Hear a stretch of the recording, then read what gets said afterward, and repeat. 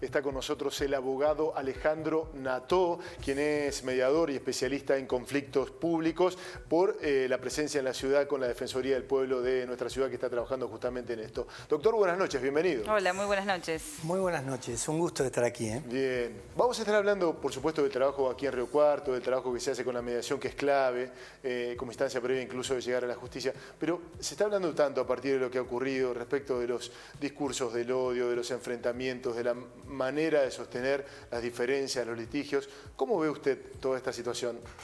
Sí, es imposible escindir lo que es la conflictividad de cómo se construyen, cómo se edifican determinado tipo de narrativas, a partir también de lógicas de posicionamientos políticos.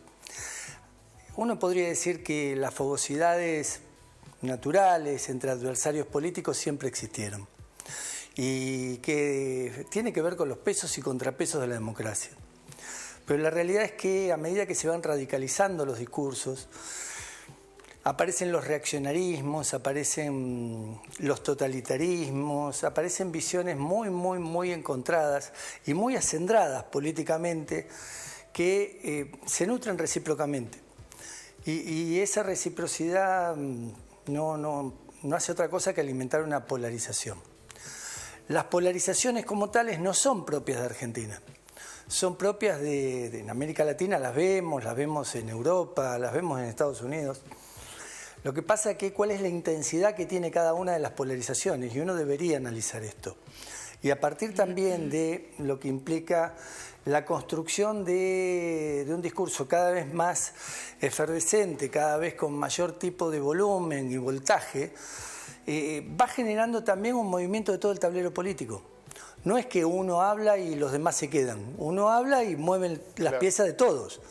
Entonces esto no ayuda a los efectos de poder decir, bueno, ¿cómo hacemos una vez que están edificadas las trincheras a deconstruir las trincheras edificadas para poder construir algo que tenga que ver más con la convivencia, con la responsabilidad política, con la lógica de la visualización de un camino que tienda hacia qué es lo común, cuáles son los conectores, cómo es el diálogo político, cómo se da el debate. ¿Hay voluntad política para ese tipo de debates? Bueno, todo esto está en juego en el momento que se radicalizan los discursos, en el momento que se constituyen narrativas muy pesadas, muy cargadas y que después difícilmente sean imposibles o al menos difíciles de trabajar para poder construir otro tipo de cultura.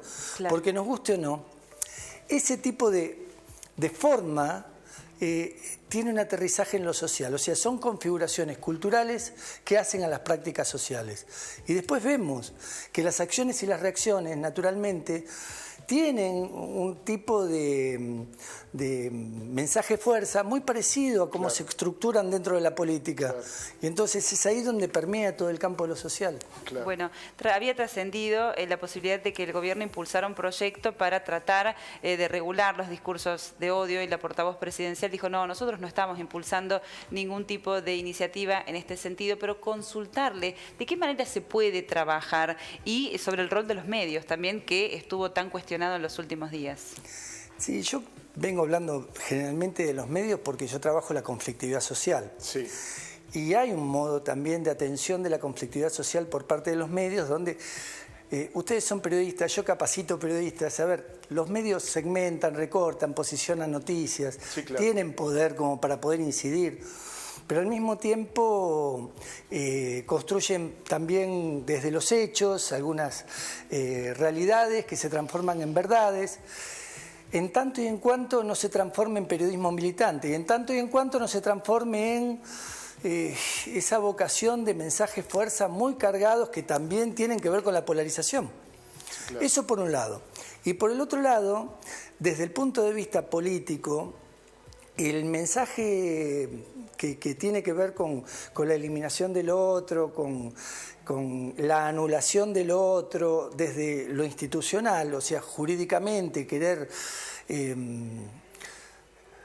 avanzar sobre lo que puede llegar a ser la legislación y a partir de allí poner límites, me parece que no tiene nada que ver con la cultura.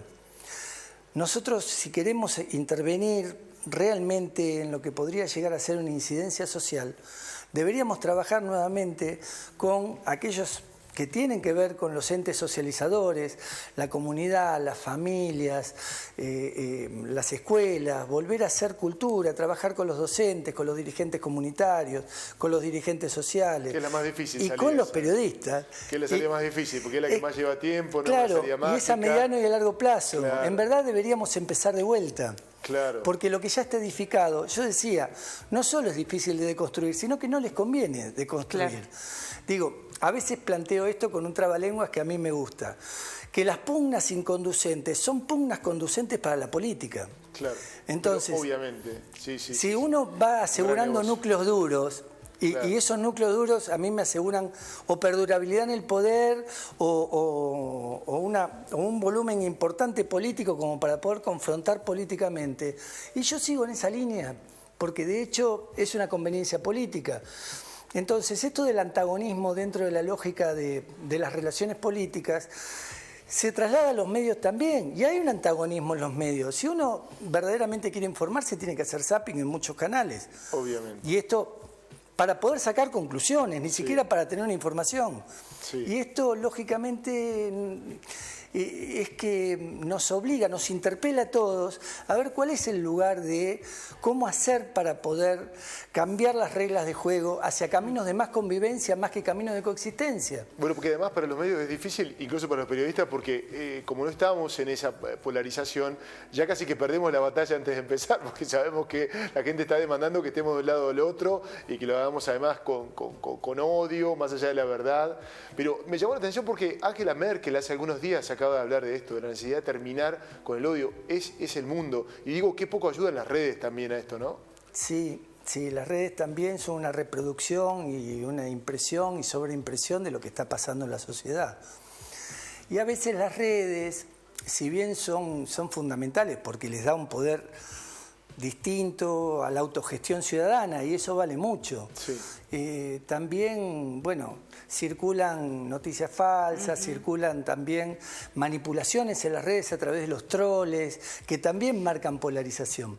Entonces no es que la política no se hace cargo de ese espacio público que son las redes, sino que la interviene a los efectos de polarizar más también. O sea, más allá de la autogestión que puede llegar a ser, me posiciono con uno, me posiciono con otro, cavo... trincheras. Túnel, sí, cavo, más que edifico trincheras. Sí, claro. Y yo hablo siempre de cómo hacemos para tender puentes de integración y túneles de comprensión. Porque realmente necesitamos empezar a entendernos un poco más. Tiene que haber de vuelta, primero elevar el debate público, pero después, aparte de elevar el debate público, tiene que haber espacios de diálogo, indudablemente que vayan más allá de los ámbitos donde tenés que dialogar para poder sacar una ley. Porque uno sabe que en el Congreso se dialoga, pero se dialoga específicamente, no en la diatriba cotidiana para la galería, sino se dialoga por la necesidad de tener que construir legislativamente. Digo, hay que ir más allá de esto, tiene que haber un diálogo político fecundo, aunque sea por túneles, aunque sea subterráneo. Sí. Me parece que eso le haría muy bien a todo el sistema democrático, oxigenaría mucho la política y también edificaría o le daría sentido a una necesidad de construir un ámbito donde podamos caber todos. Esto de que el uno está de un lado y el otro del otro lado le sirve solo a los que están en ese negocio. Sí, claro, sí, claro. Le quiero consultar, Alejandro, si ese espacio para la mediación que se da en el ámbito privado o en los conflictos que son más domésticos de la vida cotidiana, y con esa lógica se podría trasladar a un diálogo y a un acercamiento en el ámbito público, por ejemplo. ¿Cree que se puede usar esa lógica también? Sí, mira, eso hace cultura. Yo lo que digo siempre que un microconflicto incide en los macroconflictos. Y que si tomamos los conflictos a tiempo, podemos, más allá de qué instrumento utilicemos, si es la mediación, si es el diálogo, si es una facilitación, si tomamos el conflicto a tiempo podemos evitar lógicas de violencia. Si eso lo reproducimos en la cotidianeidad de la violencia social, también, si empezamos a tomar a tiempo la violencia social, podemos evitar que esto se siga reproduciendo. Pero tenemos que tener voluntad política para hacer esto. Vuelvo a lo que planteabas vos.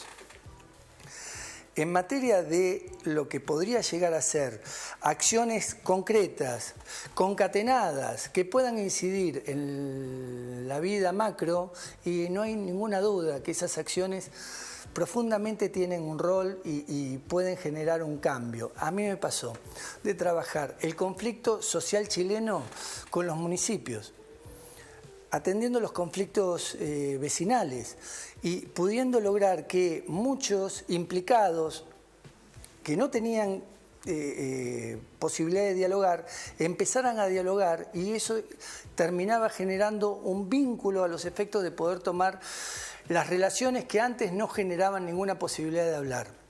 O sea, este tipo de diálogos que se gestan a partir de lo micro tienen una incidencia enorme en lo macro. Entonces, si vos querés trabajar los macro conflictos, en el caso chileno, la desigualdad, a partir del hábitat, a partir de lo sanitario, a partir de la educación, a partir de también las cuestiones que tienen que ver con lo previsional, que fueron las que generaron el reventón de 2019, las personas en la calle que fueron reprimidas.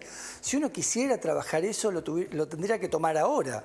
Porque es un conflicto que está en relatencia. Claro. ¿Y qué quiere decir esto? Que puede recrudecer en cualquier momento, máxime después de haber votado el rechazo por la reforma constituyente, por la nueva constitución. Sí. Entonces, estas cosas que uno dice, bueno, los conflictos latentes y los conflictos relatentes, algo tenemos que hacer con eso.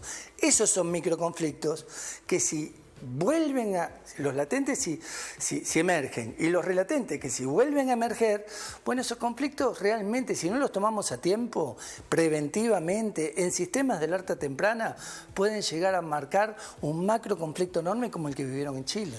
Alejandro Nató es especialista en conflictos públicos, está aquí con nosotros por amabilidad de la Defensoría del Pueblo, que ha generado una charla que ha salido muy interesante en la jornada de hoy.